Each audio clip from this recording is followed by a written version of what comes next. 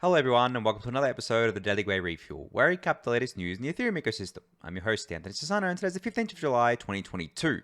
Alright everyone, let's get into it. So actually before we get into it, I've had a few people kind of comment and reach out to me saying that there's been some kind of like audio issues with the podcast lately. They're saying that it's been quiet for them. I'm not sure why that is. I haven't really changed anything on my end. I think it's just Spotify users that maybe are kind of like suffering from this. So I'm not sure what the problem is there, but please do let me know if they continue. I did tweak some settings today, but I kind of like increased my mic gain here. So hopefully that fixes the issue. But yeah, I can't repeat it, or I can't what's the word I'm looking for? I can't replicate it on my end, so I'm not sure what's going on there. But yeah, I've tweaked a few things. Hopefully this helps you guys with everything, and hopefully the volume issues are fixed here. All right, moving on to the biggest news of the last 24 hours, which was some dates around the Görli merge and mainnet merge. So I put out this tweet where I said, Görli, the last public testnet to run through the merge transition, should do so around August 11th. If everything goes well with Görli, we could see a mainnet merge around the week of September 19th. The merge is coming. Now, these dates weren't just out of thin air. I pulled them from the consensus layer call. I remember I mentioned to you guys that the dates were probably going to be discussed on that call, and they were. Now, these are soft dates. They're not hard dates. They are subject to change, of course, but this is basically what the core devs are aiming for at this stage. And I don't want to kind of like toot my horn too much here, but I'm going to take a little bit of credit. I did say that we should expect a kind of like Görli merge early to mid August and a mainnet merge mid to late September. So I was right on the money. But anyway, if you're paying attention, if you're listening to the refuel, you were right on the money too. So there's that.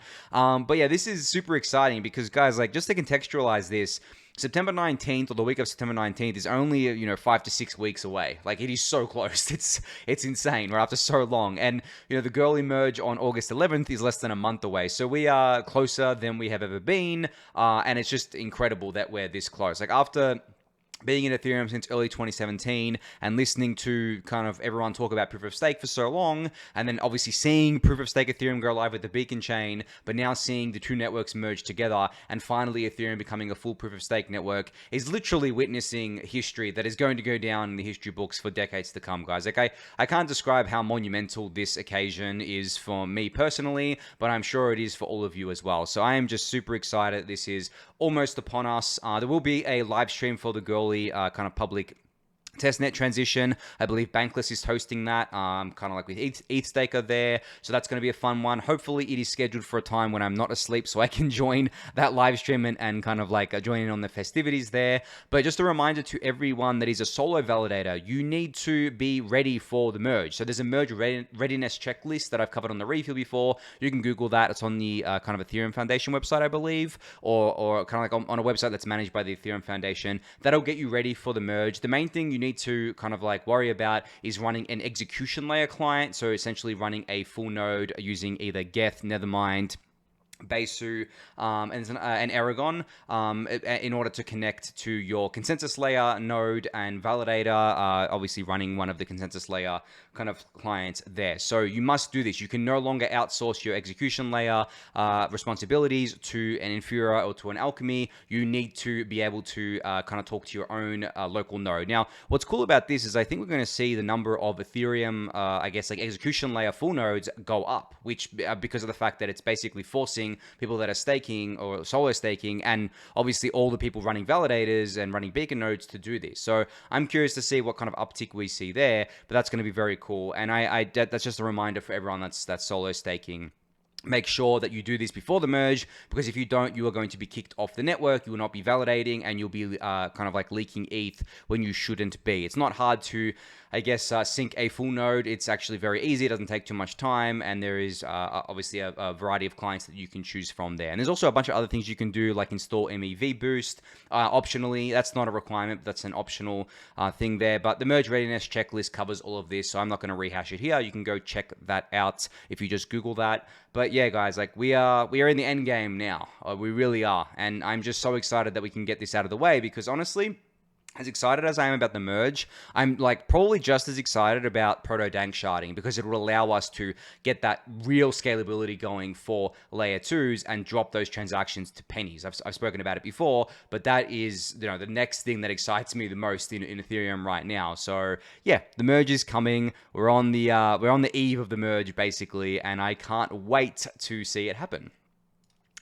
All right, so speaking of Ethereum proof of stake and I guess things related to it, Josh Stark put out an interesting tweet today, or a tweet thread today, talking about the history of the deposit contract. Now, for those of you who don't know, the deposit contract is a smart contract that lives on Ethereum, layer 1 or ETH1 as it's called, where people send their ETH into in 32 ETH chunks. That gets basically burned there and then kind of like issued on the Beacon chain, where people can obviously stake their ETH. Now, this deposit contract has a fun history about it, and that's what Josh Stark's thread is here, so definitely go give this thread a read. But the TLDR is that it actually came to being through a kind of like funny process of the contract was deployed, but no one knew who deployed it. And it's not like we can't trust it because of the fact that the code was open source, it was verified, it all made sense. So that just became the canonical contract that everyone used as the deposit contract, which was actually really cool. Originally, people thought it was a phishing contract or a scam or something, but it actually ended up being the canonical kind of contract for air staking. So this contract will still be used post-merge. Obviously, the execution layer and or the ETH1 we know today is still going to be the exact same as it is, just with proof of stake instead of proof of work. So all of this will remain the same post-merge. So it's good to like get up to speed on this history. I thought it was like a fun little read, and I'll link this kind of like thread in the YouTube description for you to read it, because it's not that long, but definitely some really cool nuggets of information in there. All right, so the Twitter account 100y.eth put together a modular blockchain stack of Polygon. So basically, a vision, or I guess like this is how 100y envisions the Polygon modular blockchain world. And I think either them or someone else, I think I've highlighted on the refuel before, that had a similar diagram to this, where they kind of like place different solutions in them. But you can kind of see here, I guess like my camera's cutting off the far left side here, but you can kind of see where Polygon's solutions fit in, and they have a lot of solutions, obviously. So you've got their rollups, Polygon Nightfall, Hermes, Maiden, and Zero, which all talk to Ethereum layer 1. And then you have the Polygon POS chain, obviously, which also talks to Ethereum layer 1, but not as a kind of like layer 2 as we know it. It just checkpoints itself there. And then there are other things like on the bottom here, you have sovereign rollups that can talk to Polygon Avail as a data availability layer and still kind of post their proofs to Ethereum layer 1. And then my camera's covering it, but you have like an Avail Validium, which is kind of like what I was just describing there. So this is cool. This is a cool way of visualizing it, because I know people get sometimes confused with all the solutions that Polygon has right now, because they have a lot of them, and some people say, you know, what's the use of them, right? What's the difference between them? Where do they all fit? Well, here it is. Like, you even got details such as what technology they're using. I mean, you can see here that Nightfall is a private optimistic rollup. Hermes is a decentralized zkEVM ZK rollup. Maiden is a Stark ZK rollup, and Zero is the fastest recursive ZK rollup. So obviously a lot of kind of like research and development is going into each of these solutions, and you know, it remains to be seen if they don't all just collapse into one canonical solution eventually, or if they stay separate.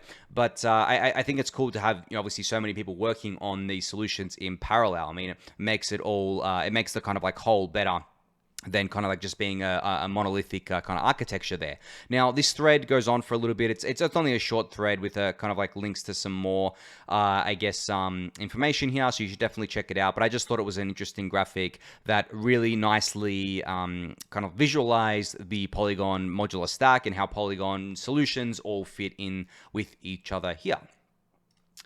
All right, so DiversiFi has rebranded. They're now known as Rhino.fi. So you can go to Rhino.fi to see their new branding and to see kind of like the new outlay of the website and everything. And they've also kind of like changed what they are. So they're saying we're no longer just a DEX, we're a frictionless layer 2 gateway to multi-chain DeFi.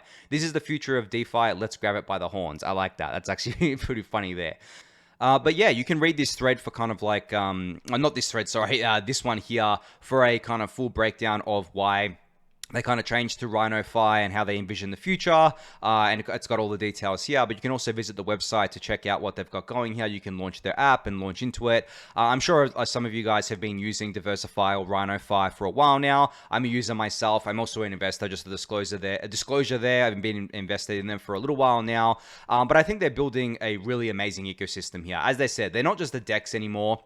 They're basically a layer 2 gateway to multi-chain DeFi, and they're supporting a number of different chains right now, such as Arbitrum, Polygon, Ethereum, and they have MoonPay as kind of like a frictionless onboarding there, but I think they plan to support like as many chains as possible, which I think is obviously very interesting and very cool, because I've talked about how we need better gateways into DeFi, into layer 2s, into crypto in general before, and that's exactly what Rhino.fi is building here. They want to be a one-stop shop gateway to all of multi-chain DeFi, not just DeFi on Ethereum layer 1, but also on the layer 2s, and also obviously other layer 1s and side chains and things like that. So I think that's a really great kind of like a strategy, and I think their branding makes a lot more sense like this. DeversiFi, the problem, so the funny thing about DeversiFi is it kind of like used to be known as Ethfinex, and then I think there was kind of like some Nectar branding in there. There's been a few iterations of their name over time, but DeversiFi, I think, funny enough, the number one thing that was going against it was that it was hard to spell. Like no one knew how to spell it, and there was always people misspelling it. So obviously changing to Rhino.fi is a lot better, and just Rhino. And I don't think anyone in crypto has the Rhino branding yet, which is funny because, you know, obviously Rhino is not a bull, but like, you know, it kind of like invokes the same emotions, right? Like this aggressive kind of like big animal that kind of like just charges you. It kind of invokes the same kind of thought. So I find it interesting. Maybe I missed it, but I haven't seen something branded with a Rhino before. So I think this is really cool. You should definitely check it out. I'll link it in the YouTube description. I'll link both of these threads. You can go check out the website, go check out the app, and get started with using Rhino.fi's multi-chain DeFi ecosystem. All right, so a new thread from Pseudotheos today talking about the zkEVM and why it is the next scalability step required to unlock worldwide adoption. This thread is not long, so definitely go check it out. I'm not gonna talk about it here, but you know they named a bunch of teams working on zkEVM, such as zkSync, Scroll, Polygon Zero, Polygon Hermes, and Loopring. Now, zkEVM gets talked about a lot, and like a lot, right? There is no mainnet implementation live yet. The race is on, of course, and as I said, there are a bunch of teams working on this. The reason why it is kind of like considered a holy grail is twofold. One, because obviously EVM compatibility is huge. It gets you apps really quickly, it gets you users really quickly. It automatically works with everything that we're used to, such as MetaMask and all the other infrastructure surrounding it. So obviously that's a huge thing, and that's why pretty much everything that has any sort of adoption in crypto, except maybe a couple of other things, is EVM or EVM compatible. So that's the first thing. The second thing is that zkEVM, ZK Rollup is basically, using ZK Rollup technology, which we know is the end game for Ethereum scalability, and it kind of like just opens up a kind of like a world of possibilities here. Now, this is not an easy thing to do. This is actually very hard. People didn't expect it to come this quickly, but generally it's very hard. The first iterations of zkEVMs will most likely be using untested cryptography, untested kind of like mechanisms, and they will most likely be in a very limited state when they go live. They're not going to be live in a production capacity anytime soon. They'll be in alphas and betas and all that sort of stuff there. Even the optimistic rollups, the EVM compatible ones like Arbitrum and Optimism are still considered to be beta software at this point in time, because it's hard to build this stuff securely. Like you can build it like a cowboy. You can say, we built it. It's fine. Go. Have fun. But building it securely, sustainably, building it in such a way so it doesn't fall over is very hard to do. And people take this for granted, how hard this is. Like, it's actually a stroke of kind of like a luck that Ethereum layer 1 has never gone down since Genesis. And it almost has a few times, but it's never actually gone offline or halted or stopped producing blocks. And that's an incredible feat. Like, I don't think there's any other blockchain out there, maybe not even Bitcoin, that could kind of like claim this. I can't remember exactly, but there have been instances of Bitcoin early on where they had to kind of reverse transactions and there was like an inflation bug. But I can't remember if it resulted in the chain halting. But other than that, like, very, very, very few chains have escaped a chain halt or escaped falling over or any of that sorts of stuff. And obviously, there's been a bunch over the last few months. Obviously, Solana is the perfect example here of something that just has fallen over a bunch of times. So just getting that right, being online all the time is extremely hard. Like, Ethereum technically has 100% uptime, which is crazy. Like, some people will argue semantics around this and say, oh, well, technically it doesn't because there was a Shanghai DOS attack which slowed the chain down, and then you could count the difficulty bombs as the chain slowing down as well, which it does technically, and you could say, okay, well, that's a failure of uptime. I don't know, if you use the strict definition of uptime, meaning that the chain never stopped producing blocks, doesn't matter if it was a 15-second block or a 30-second block, then you could say that Ethereum has 100% uptime. Nothing that I know of can claim that, even in the Web 2 world, like the centralized world, can't even claim that. That is a marvel right there. So to get to that same level in an optimistic rollup, in a ZK rollup, or anything like that, is going to take a lot of engineering work. It's going to take a lot of kind of like focus on these sorts of stuff, a lot of testing, and a lot of and some luck at the end of the day, because like there are things you can't plan for. I mean, as I said, it's actually just like a stroke of luck that Ethereum has not started producing blocks, even though it's come close very lots of times in the past.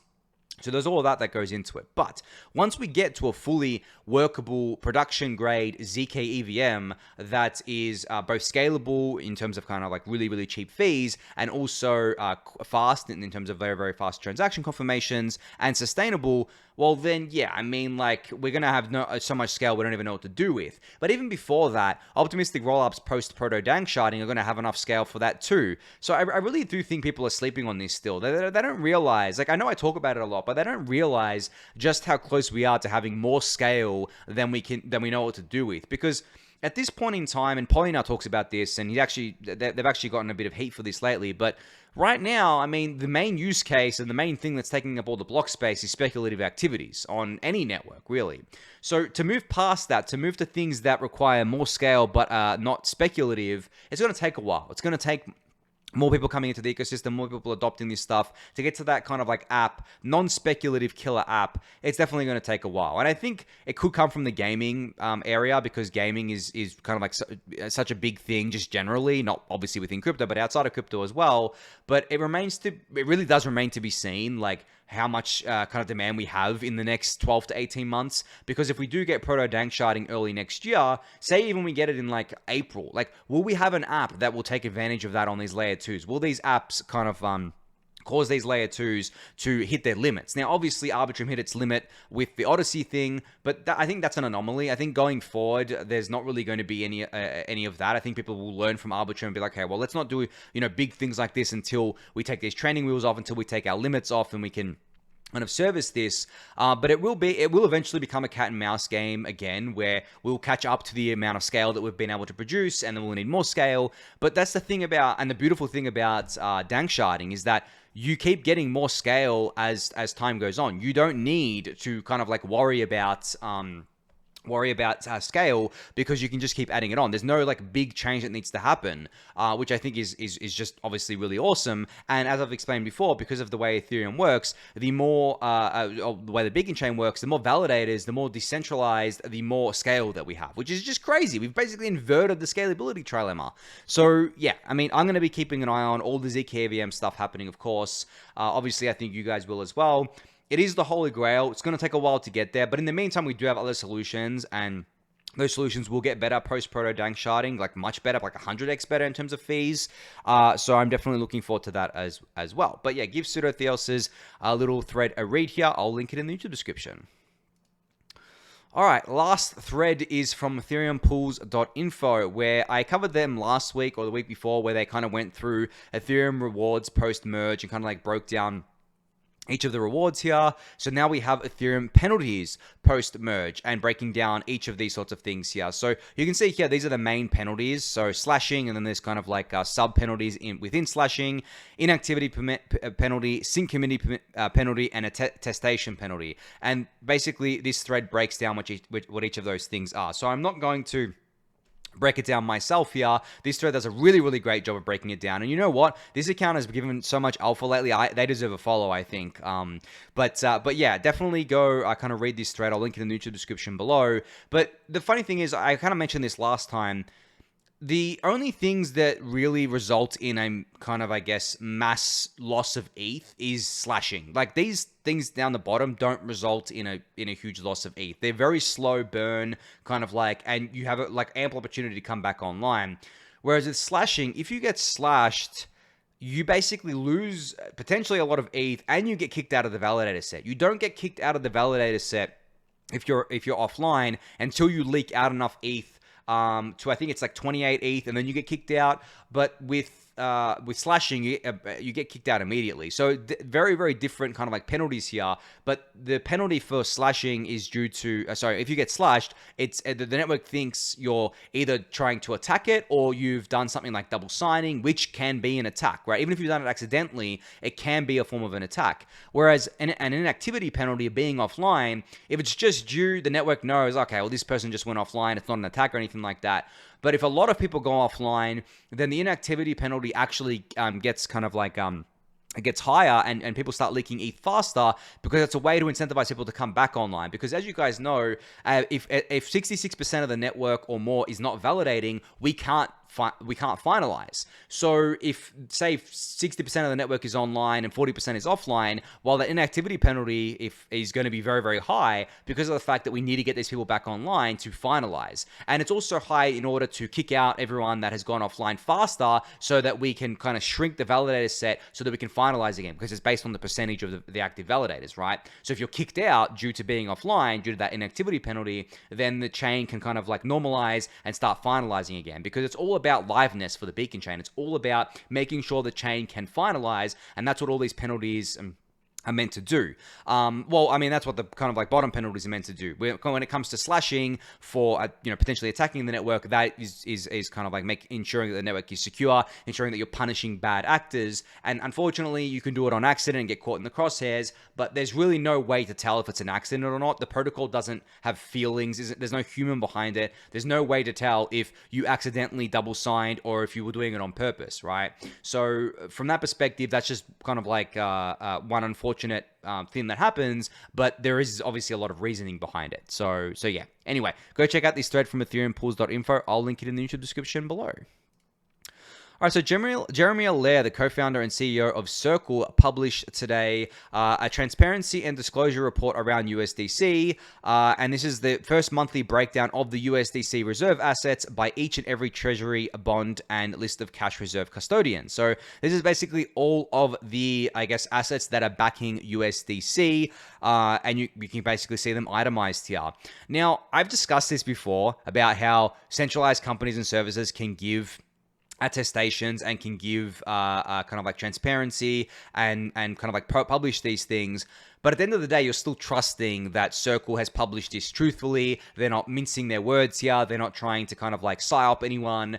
But still, this is much better than what we get from most of the centralized entities in this space. So I'm applauding Circle for this.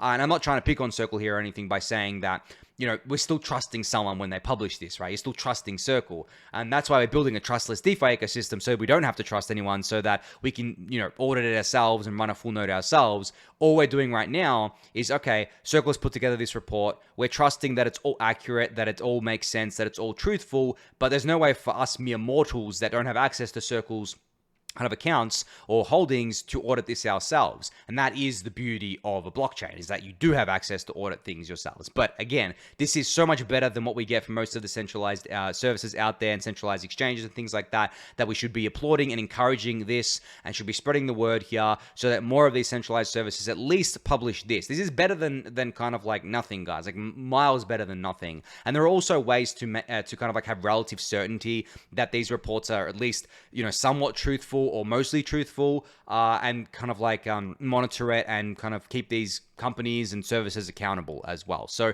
I'll link this in the YouTube description. You can go check out the kind of report for yourself, just in case you can't see it on the video or listening to the podcast here. But yeah, I thought this was very, very cool. So kudos to Circle for publishing this. All right, so last up here, we have MetaMask that turns 6 today. 6 years old. I mean, everyone's used MetaMask at this point. It's hilarious how many people have used MetaMask. And it's actually funny to think about. There are people who have used MetaMask that have never used Ethereum layer 1. Because of the fact that MetaMask supports every single EVM compatible chain. Doesn't matter if it's layer 2s on Ethereum, doesn't matter if it's the Polygon POS chain, doesn't matter if it's Avalanche C chain or Phantom or any of that sorts of stuff. If it's EVM compatible, it's going to work with MetaMask, and you simply just have to change the network in your MetaMask client there. And I've used MetaMask since basically day one of Ethereum. I think there was probably a brief period of a couple of weeks when I first bought ETH that I was using some mobile wallet that it basically wasn't even self-custodial. It would send all the ETH that it took into a kind of like into a wallet that was controlled by I don't know who. And then I quickly kind of was like, oh no, I shouldn't do this. Like, got to go to MetaMask. And then after that, obviously, I've got my hardware wallets as well that hook into MetaMask, which is the beauty of it. But I mean, everyone uses it, whether it's on desktop or mobile. It's something that I think everyone in crypto has used, or anyone who's done anything on chain in crypto has used at least once in their life, right? So yeah, huge kind of like congrats to them, or happy birthday to them on their 6th anniversary, which I find funny because their 6th birthday is a day before my birthday. So my birthday is tomorrow. I'm turning 30 tomorrow. So yeah, I mean, I almost share a birthday with MetaMask. That's kind of cool. And also Ethereum's birthday is July 30th. So it's going to be the, what is it, the 8th birthday for Ethereum, or 7th birthday? Maybe I'm getting ahead of myself. Yeah, I think it's the 7th birthday this year for Ethereum. So and it's coming up, right? It's only 15 days away, which is very, very cool to see. But yeah, I mean, you can check out this thread. It's only a small little thread here. And there's also a origin story that Consensus published for MetaMask. For those of you who don't know, MetaMask is part of Consensus, was born out of Consensus, is still part of Consensus, and it's been a long time that they've been around for. Obviously, 6 years. They've been through all the ups and downs of Ethereum. They've been through basically everything, which is obviously very, very cool here. But yeah, you can go check that out. I'll link here in the YouTube description.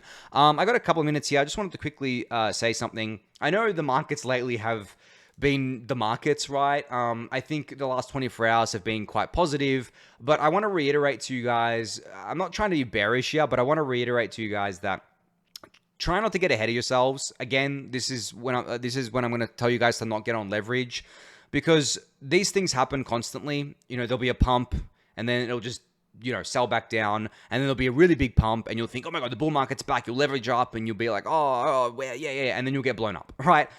I've seen too many friends do this. That's why I always harp on about it. But, you know, it is positive to see that the market is trying to find a bottom around here. I don't know if this is the bottom, but it is very positive to see that. Obviously, we had that huge CPI print out of the US the other day, 9.1%. Obviously, everyone's like, you know, has inflation peaked? Hasn't it peaked? And all that sort of stuff. No one knows, guys. Like, it's in the macro environment is so hard to get insights into. There's very few people in the world who actually have a good pulse on it. So I wouldn't even bother trying to reason about it. But yeah, just wanted to kind of like warn against that again. Just stay away from leverage, guys. Like, I know, you know, you don't have to listen to me. It's not investment advice, but I just feel like reiterating it from time to time because I want you guys to be safe. I want you guys to make it, and I want you guys to be on the journey with me, with, you know, the Ethereum community as we kind of build this thing out over the next decade. But anyway, on that note, that is going to be it for today. Thank you everyone for watching. Be sure to subscribe to the channel if you haven't yet. Give the video a thumbs up, subscribe to the newsletter, join the Discord channel, and I'll catch you all next week. Thanks everyone.